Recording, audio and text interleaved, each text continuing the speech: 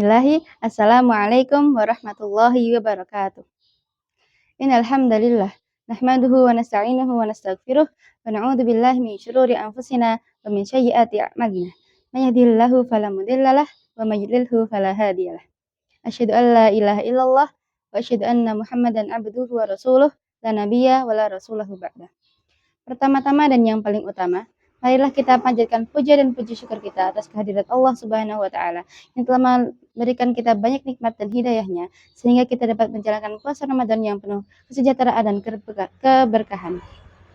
Salawat serta salam tak lupa kita panjatkan kepada junjungan kita, Nabi besar kita Nabiullah Muhammad Sallallahu Alaihi Wasallam yang telah membawa kita dari zaman jahiliyah menuju zaman Islamnya. Pada kesempatan kali ini, saya akan membawakan kultum sikat yang berjudul Peranan Pendidikan dalam Kehidupan. Sebagaimana yang telah kita ketahui bahwa pendidikan adalah proses transfer pengetahuan dari satu orang ke orang lain. Dari definisi ini, kita dapat menyimpulkan bahwa pendidikan bisa berlangsung di mana saja dan kapan saja. Pendidikan dapat terjadi di rumah, sekolah, masjid, baik di siang hari maupun di malam hari.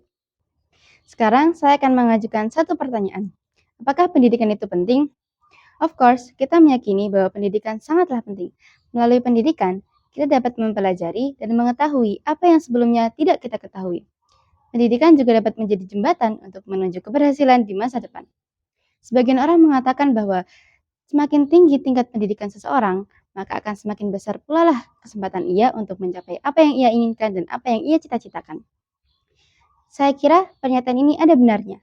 Sebagai contoh, seorang dokter yang menyelesaikan kuliahnya di Fakultas Kedokteran selama 6 atau 7 tahun akan memperoleh status yang lebih tinggi daripada perawat yang hanya menyelesaikan program diploma keperawatan selama 2 atau 3 tahun.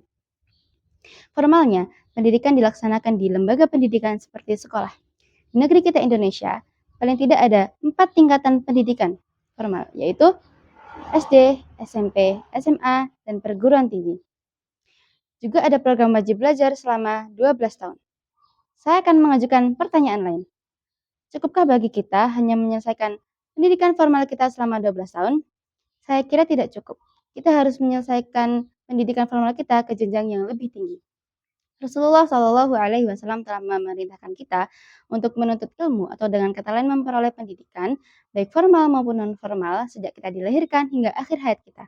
Dalam hal ini, Islam memiliki konsep pendidikan yang jauh lebih baik karena Islam mengajarkan kepada kita proses pendidikan hingga akhir hayat kita.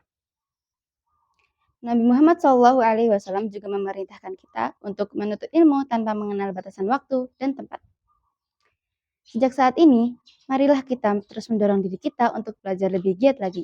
Ingatlah, apa yang kita lakukan di masa sekarang sangatlah berpengaruh di masa depan nanti. Kita tidak boleh menjadi siswa yang malas belajar. Semakin rajin kita belajar, maka akan semakin baik hasil pencapaian prestasi kita. Saya kira itu yang dapat saya sampaikan. Kurang lebihnya saya mohon maaf. Nun, wal qalami wa ma yasturun. Wassalamualaikum warahmatullahi wabarakatuh.